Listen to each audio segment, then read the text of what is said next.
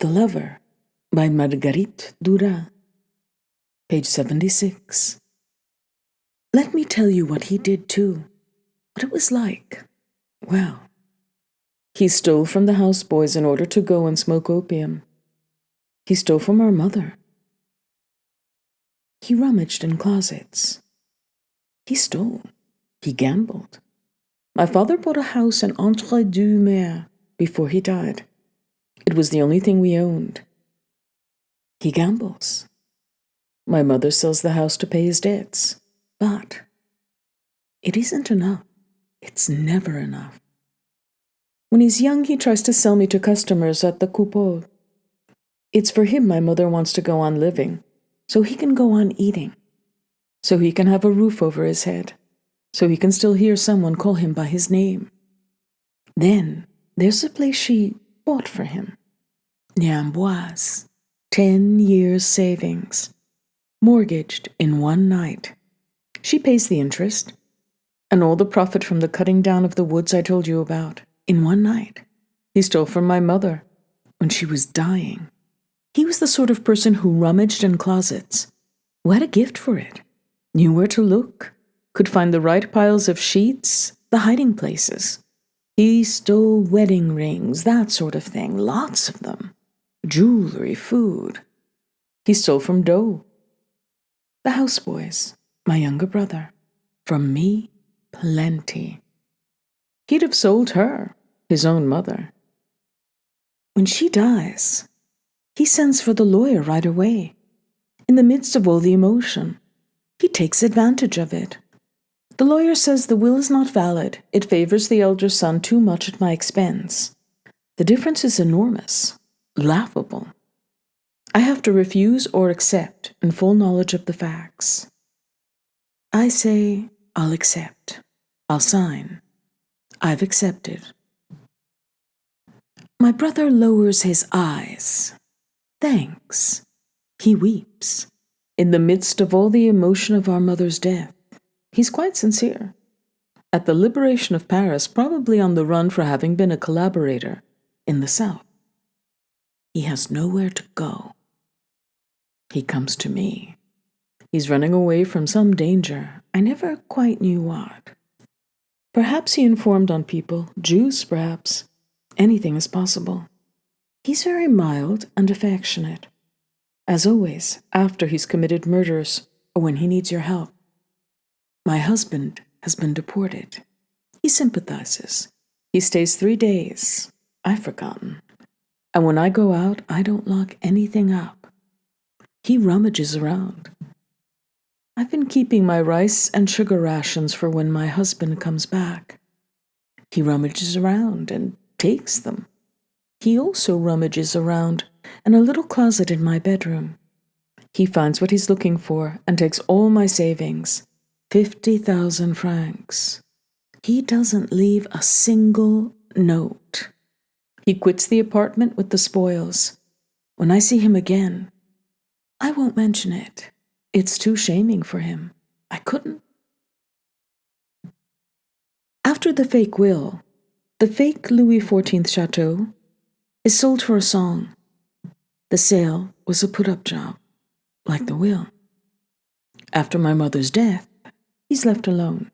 He has no friends, never has had.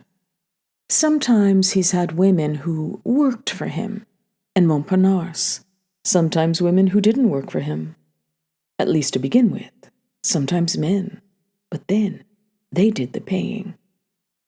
He lived a very lonely life, and more so as he grew older. He was only a layabout. He operated on a very small scale. He inspired fear in his immediate circle, but no farther.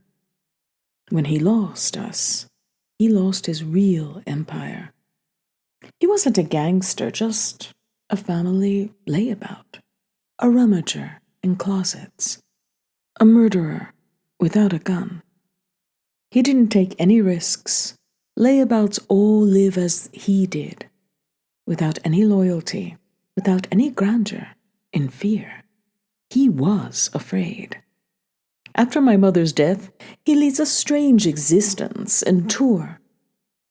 The only people he knows are waiters in cafes for the racing tips and the bibulous patrons of backroom poker games.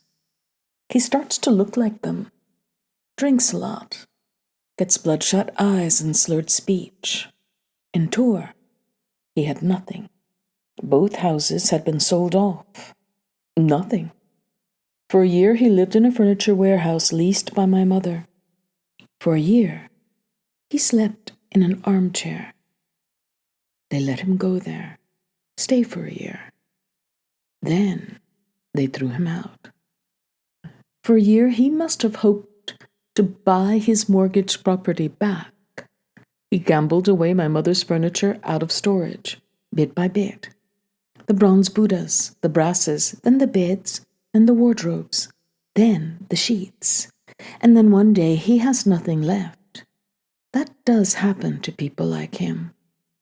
One day he has the suit on his back and nothing else. Not a sheet, not a shelter. He's alone.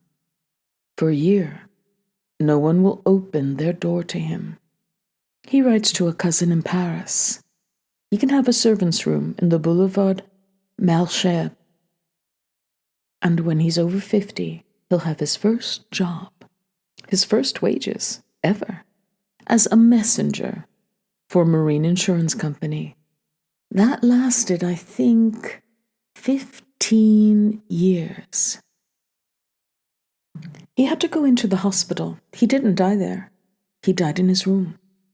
My mother never talked about that one of her children. She never mentioned the rummager in closets to anyone. She treated the fact that she was his mother as if it were a crime. She kept it hidden.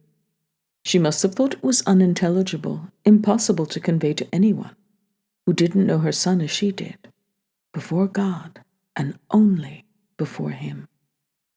She repeated little platitudes about him, always the same ones, that if he'd wanted to, he could have been the cleverest of the three, the most artistic, the most astute. And he was the one who'd loved his mother most. The one, in short, who'd understood her best.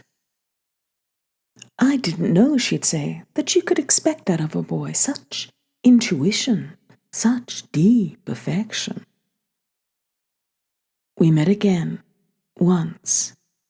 He spoke about our dead brother. He said of his death, what an awful thing, how dreadful, our little brother, our little Paolo. There remains this image of our kinship, a meal in Sadek. All three of us are eating at the dining room table. They're 17, 18. My mother's not with us. He watches us eat, my younger brother and me. Then he puts down his fork and looks at my younger brother. For a very long time, he looks at him. Then suddenly, very calmly, says something terrible about food. He says he must be careful. He shouldn't eat so much. My younger brother doesn't answer. The other goes on, reminds him the big pieces of meat are for him, and he mustn't forget it. Or else, he says, I ask, why are they for you? He says, because that's how it is. I say, I wish you'd die. I can't eat anymore, nor can my younger brother. He waits for my younger brother to dare to speak just one word. His clenched fists are poised, ready over the table to bash his face in. My younger brother says nothing. He's very pale. Between his lashes, the beginning of tears. It was a dreary day, the day he died. In spring, I think it was April. Someone telephones. They don't say anything else, nothing, just that he's been found dead on the floor in his room. But death came before the end of his story. When he was still alive, it had already happened. It was too late now for him to die. It had been all over since the death of my younger brother. The conquering words, it is finished. She asked for him to be buried with her. I don't know where, in which cemetery. I just know it's in the Loire, both in the same grave, just the two of them. It's as it should be, an image of intolerable splendor. Dusk fell at the same time all year round. It was very brief, almost like a blow.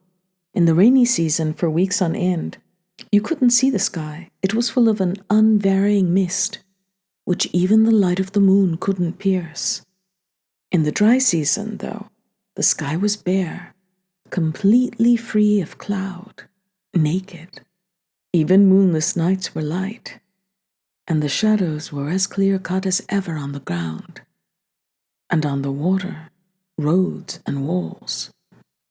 I can't really remember the days. The light of the sun blurred and annihilated all color. But the nights, I remember them. The blue was more distant than the sky, beyond all depths, covering the bounds of the world. The sky for me was the stretch of pure brilliance, crossing the blue, that cold coalescence beyond all color. Sometimes it was in the Vinlon. When my mother was sad, she'd order the gig, and we'd drive out into the country to see the night as it was, in the dry season. I had that good fortune, those nights, that mother. The light fell from the sky in cataracts of pure transparency, in torrents of silence and immobility. The air was blue. You could hold it in your hand, blue. The sky was the continual throbbing of the brilliance of the light. The night lit up everything, all the country on either bank of the river, as far as the eye could reach. Every night was different. Each one had a name as long as it lasted. Their sound was that of the dogs, the country dogs, baying at mystery. They answered one another from village to village, until the time and space of the night were utterly consumed. On the paths of the yard, the shadows of the cinnamon apple trees are inky black. The whole garden is still as marble. The house, too, monumental, funereal. And my younger brother, who was walking beside me, now looks intently at the gate, open on the empty road.